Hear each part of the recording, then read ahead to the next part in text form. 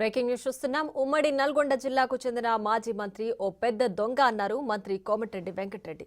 Assembly లాబీలో మీడియాతో chit chat చేశారాయన. ఆ మాజీ మంత్రి తెలంగాణ ఉద్యమ సమయంలో తన దగ్గర 10,000, 20,000 తీసుకునేవాడని, అలాంటిది ఇప్పుడు 1,000 కోట్ల రూపాయలు పోగేశాడని చెప్పారు. ఒక్క శంషాబాద్ దగ్గరే ఆయనకు 80 ఎకరాలు ఉన్నాయని, అక్కడ ఎకరం 30 కోట్ల రూపాయలుగా ఉందని, అంత సంపద ఎలా సంపాదించాడని ప్రశ్నించారు కోమటిరెడ్డి. మాజీ మంత్రి మర్డర్ కేసు సహా చాలా కేసులున్నాయని, వాటిని త్వరలోనే బయటపెడతానని స్పష్టం చేశారు.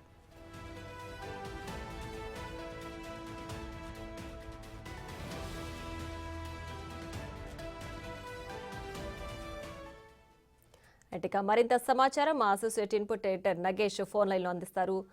నగేష్, చెప్పండి, కోమటిరెడ్డి వెంకటరెడ్డి ఆరోపణలు చేశారు, దీనికి సంబంధించి పూర్తి డీటెయిల్స్ ఏంటి?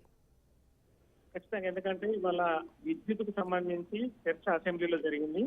చర్చను పక్కదార పట్టించడానికి జగదీష్ రెడ్డి పరుషమైన పదజాలం సీఎం పైన మాట్లాడారు. అదే క్రమంలో కోమటిరెడ్డి వెంకటరెడ్డి వెంటనే లేచి నల్గొండ జిల్లాలో జగదీష్ రెడ్డి పైన, మాజీ మంత్రి పైన గత జీవిత చరిత్ర, అలాగే అతని పైన కేసులన్నింటినీ కూడా ప్రస్తావించడం జరిగింది. అవసరమైతే హౌస్ మోషన్ కమిషన్ వేస్తాము, జిల్లా నుంచి కూడా పూర్తి రికార్డులు తెప్పిస్తామన్నారు. తదుపరి జగదీష్ రెడ్డి నా పైన 3 కేసులున్న మాట వాస్తవమే, అందులో నిర్దోషిగా బయటపడ్డారని చెప్పి మళ్ళీ చెప్పుకొచ్చారు.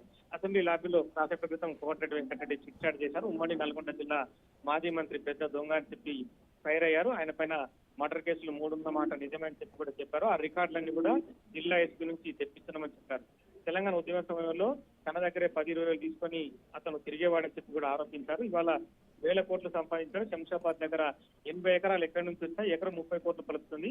ఆయన పైన ఉన్న కేసులన్నీ కూడా త్వరలోనే మొత్తం బయట పెడతాం, అవసరమైతే విచారణ కూడా ఆదేశిస్తామని చెప్పి కూడా కోమటిరెడ్డి ఫైర్ అయిన పరిస్థితి. ఎందుకంటే పరుష పదజాలంతో సబ్జెక్టు మీద మాట్లాడకుండా అవతల వాళ్ళ మీద ఎదురుదాడికి దిగడానికి జగదీష్ రెడ్డి ప్రయత్నిస్తున్నాడు. సబ్జెక్ట్ లేకుండా మాట్లాడి ఇదంతా కూడా తప్పుదో పట్టించే ప్రయత్నం చేస్తున్నాడని చెప్పి కూడా కోమటిరెడ్డి ఫైర్ అయిన పరిస్థితి.